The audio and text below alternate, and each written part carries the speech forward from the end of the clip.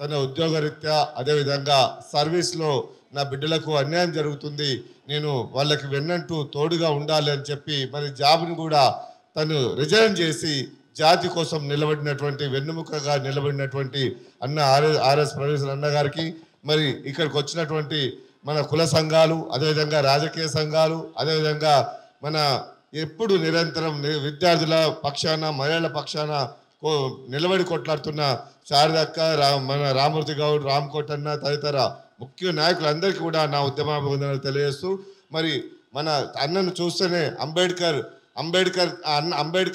ముఖం కూడా తమ ఆశయాలను కూడా ముందుకు తీసుకెళ్తున్నటువంటి గాలి వినోద్ కుమార్ అన్న గారికి, మరి ముఖ్య అందరికీ కూడా నా ఉద్యమాభివందనలు తెలియజేస్తూ, మరి ఈరోజు మరి అందరూ ప్రతి ఒక్కరు కూడా నిరుద్యోగులు అని చెప్పి నిజంగా కూడా పొద్దున్న లేవగానే మరి అదే జపం మాట్లాడుతున్నాం.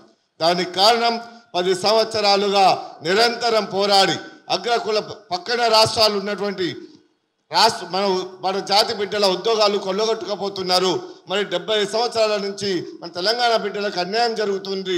నీరు నిధులు నియామకాల పేరు మీద మరి ప్రతి ఒక్క బిడ్డ కూడా బలిదానమై తెచ్చుకున్నటువంటి తెలంగాణలో మరి రాష్ట్ర గౌరవ మాజీ ముఖ్యమంత్రి గారు ఎన్నో ఉద్యోగాలు ప్రకటించిన తర్వాత మన జాతి బిడ్డలు బాగుండాలి అని నిరంతరము ఉద్యోగాల ప్రక్రియను చేపట్టి మరి వేసినటువంటి ఉద్యోగాలను మరి ఈరోజు మరి ఉద్యోగాలు తక్కువ వేశారు, మరి ఇంకా కావాలి అని చెప్పి మరి ఇప్పుడు ఉన్నటువంటి నిరుద్యోగులు ఆ ప్రభుత్వాన్ని పక్కన పెట్టి మరి ఈ రాష్ట్రం ఏమైనా బాగుపడుతుందేమో అని చెప్పి, ఏమన్నా ఉద్ధరిస్తుందేమో అని చెప్పి మరి బస్ యాత్రలను కూడా పెట్టుకొని ఆ ప్రభుత్వాన్ని పక్కకు పెట్టి ఈ ప్రభుత్వం తెచ్చుకుంటే ఈ ప్రభుత్వం చిప్ప చేత బట్టి నిరుద్యోగులను మరి నిరాదీక్షలు చేపట్టకుండా, ఉద్యమాలు చేపట్టకుండా, ధర్నాలు చేయనీయకుండా, ధర్నాలు ప్రజాస్వామ్యబద్ధంగా మరి నిరంతరం ప్రక్రియలో మరి రాష్ట్ర ప్రభుత్వాన్ని మా ఉద్యోగాలు మా బతుకులు ఏమవుతున్నాయని చెప్పి ప్రశ్నించే నిరుద్యోగులను ఉక్కు పాదాల కింద తొక్కిపెట్టి మరి ప్రభుత్వానికి బుద్ధి చెప్పాలంటే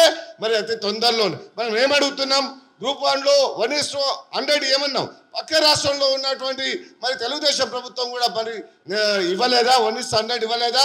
జగన్మోహన్ రెడ్డి గారు 1:100 ఇస్తేనే నిరుద్యోగులకు న్యాయం జరుగుతుందని చెప్పి ప్రక్రియను చేపట్టినటువంటి దాఖలు ఉన్నాయి. ఈరోజు తెలంగాణ రాష్ట్రంలో లేక 11 సంవత్సరాలు దాటిన తర్వాత 6 ఉద్యమాలు చేసి మరి మాజీ ముఖ్యమంత్రి చంద్రశేఖర్ గారిని కొట్లాడి గ్రూప్ 1 500 పోస్టులు భర్తీ చేయడానికి సిద్ధం చేశారు. అదేవిధంగా గ్రూప్ 2 మరి 700 పైచిలుకుగా నోటిఫికేషన్ వేపించడానికి సిద్ధం చేశారు. గ్రూప్ 3, గ్రూప్ 4 ఈ నోటిఫికేషన్లన్నీ కూడా దాదాపుగా గ్రూప్ 3 8,000 ఖాళీగా ఉన్నాయి.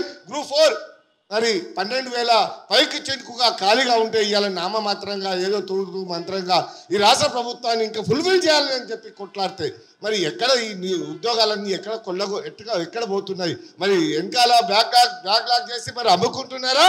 మరి నిరుద్యోగుల పక్షాన నిలబడి మనం ఫుల్ఫిల్ చేయాల్సిన బాధ్యత మీ మీద లేదా అని చెప్పి నేను ప్రశ్నిస్తున్నాం. ప్రభుత్వ పాఠశాలను చూస్తే నిర్వీర్యమైపోతున్నాయి. గత ప్రభుత్వంలో మొత్తం మరి 5,000 పైచుగా వేసి మొత్తం క్యాలెండర్ చేస్తా అని చెప్పి మరి మాజీ ముఖ్యమంత్రి గారు చెప్తే ఈ రాష్ట్ర ప్రభుత్వం మరి మన ఎలక్షన్ నినాదంలో ఏమని చెప్పింది?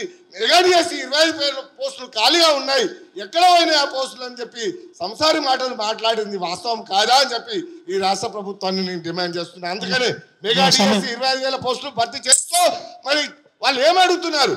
డిగ్రీ ఎగ్జామ్స్ అయిపోయినాయి, దాని తర్వాత SWO ఎగ్జామ్స్ అవుతున్నాయి, దాని తర్వాత వెంటనే మరి DO ఎగ్జామ్స్ అవుతున్నాయి, దాని తర్వాత టెట్ ఎగ్జామ్స్ కాగానే అంటే DSC వేస్తే వాళ్ళకి చదువుకోవడానికి అవకాశం ఇయ్యరా?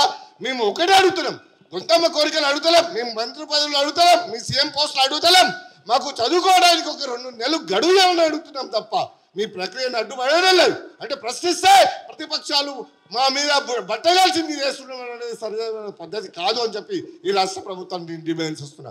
వెంటనే నోటిఫికేషన్ల విషయంలో DSC 2 నెలలు వాయిదా వేస్తూ గ్రూప్ 1:100కి ఇవ్వాల్సిన బాధ్యత మీ మీద ఉంది.